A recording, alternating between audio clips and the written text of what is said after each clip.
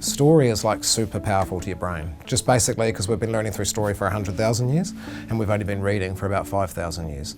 So I think that's especially relevant to Indigenous people of Australia because of the being ripped off their land and the stolen generation and being moved around. To have mental well-being, you don't need to have a happy story, which is good because that's not a happy story. What the literature talks about is a coherent life story. So I'm thinking about grandparents here, that what do they tell their grandchildren? They want to pass on their culture, and their culture has been shifted from institution to institution to institution.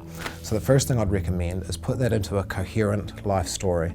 Start at the start, say what happened, run it through. The number one factor in mental well-being is a coherent life story. Not a happy life story, but a life story that makes sense. I was born into this rich culture, I was abducted or stolen, I was put into an institution that was, I had this horrible time, I got to another institution, I got back and found my family if that was the case, and now I'm doing this. It doesn't have to be a happy story, it just has to be coherent.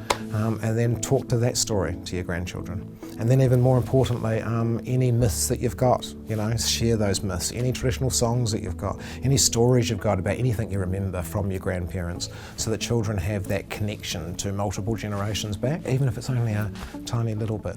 I think pass on what you do have, and it's your presence and the fact that you are an Aboriginal person regardless of what happened to you, and your presence in the child's life will strengthen their sense of identity.